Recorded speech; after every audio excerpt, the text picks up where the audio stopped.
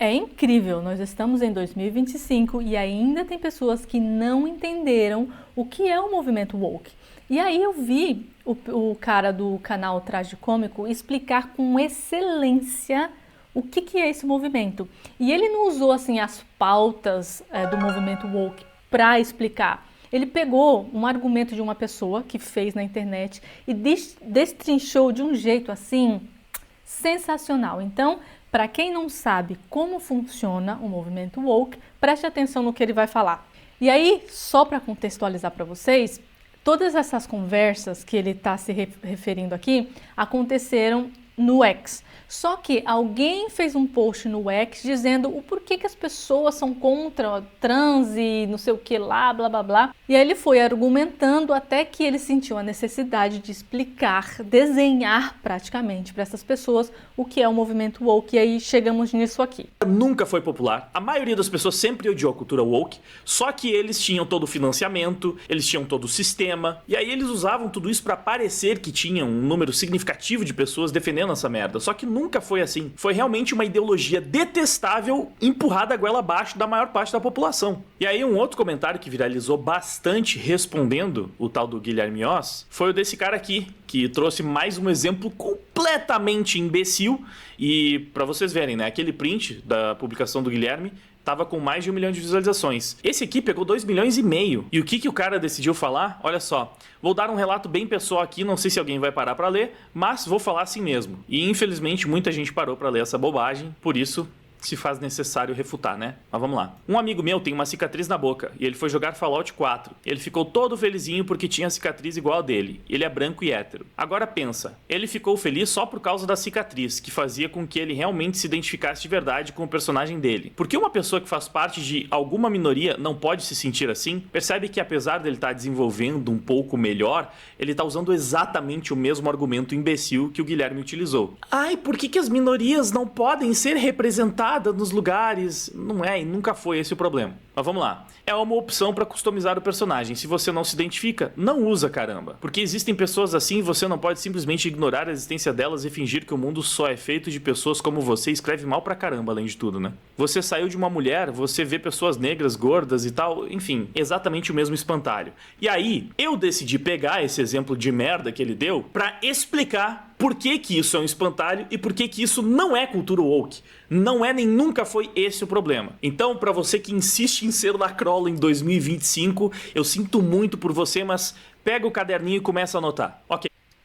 Ele escreveu esse texto incrível que ele vai ler para vocês. E aí, né, como a pessoa bloqueou ele, eu não trouxe o texto. Então ele vai ler o próprio texto dele para vocês. Vamos aplicar esse exemplo bobo no que a cultura woke realmente é e não no slogan bonitinho que não é motivo de reprovação de ninguém. Beleza, então descobriram que pessoas com cicatriz são uma minoria invisibilizada que nunca é representada na mídia. Então passam a exigir cotas para pessoas com cicatrizes ocuparem papel de destaque em todas as produções, nos cargos de liderança das empresas, nas faculdades e etc. Começam a estigmatizar as pessoas sem cicatrizes, pois elas são privilegiadas e dominam a sociedade.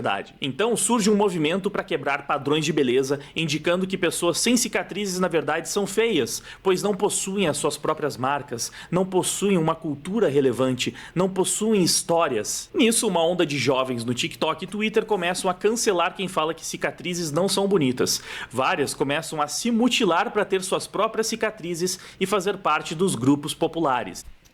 Isso é referência ao movimento trans. Muitas adolescentes, principalmente, não são trans. Eles não são de outro, que eles não se sentem de outro gênero.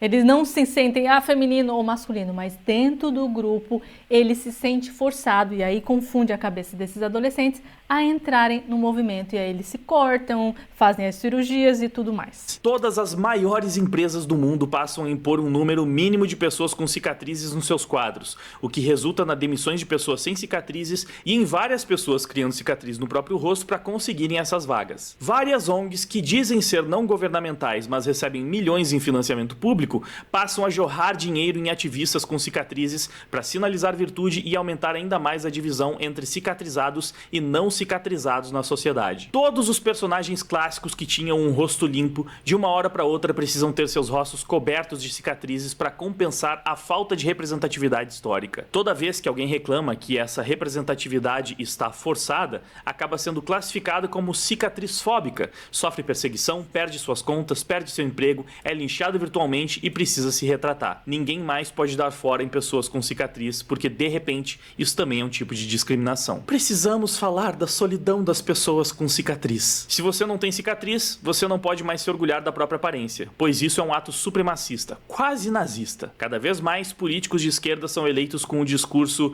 eu sou a favor das cicatrizes, o meu adversário político é que odeia cicatrizes, ele quer exterminar todos que possuem alguma cicatriz. Esses mesmos políticos, é claro, só fazem merda e afundam seus países depois de eleitos. Quando todo mundo já percebeu a estratégia e está criticando esse absurdo, aparecem os wokes para falar: mas qual é o problema de incluir pessoas com cicatrizes? Elas existem, vocês são muito intolerantes. Os grupos de ódio que atacam e discriminam pessoas sem cicatriz negam que elas possam sofrer discriminação, já que são historicamente privilegiadas. Com isso, o ódio e a intolerância apenas crescem desenfreadamente. Várias tragédias começam a se acumular em decorrência disso, mas são todas chamadas de casos isolados. Isso tudo sendo que antes já existiam vários personagens com cicatrizes considerados berés na nossa cultura. Não bastava criar mais alguns personagens e aumentar as opções de customização nos jogos. Tiveram que radicalizar no ativismo até a sociedade rejeitar pessoas com cicatrizes de uma forma muito mais intensa do que antes de todo esse movimento existir. Essa é a diferença da cultura woke para uma inclusão real e natural.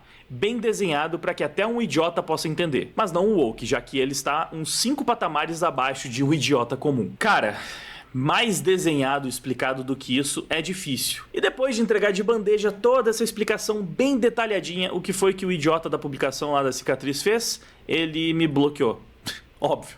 É claro que ele me bloqueou. Vocês achavam que ele realmente estava interessado no diálogo, que ele queria entender o problema real? Não, ele vai continuar batendo no espantalho, como todos os wokes fizeram ao longo de toda essa década, mesmo que isso não convença ninguém. Por isso que eles precisam ser pagos para defender essa bosta. Não tô dizendo esse idiota especificamente, mas pelo menos os idiotas que doutrinam esse idiota. E é assim, com esse excelente texto, é que eu encerro esse vídeo. Espero ter informado vocês um pouco mais. Um beijo, até a próxima e tchau.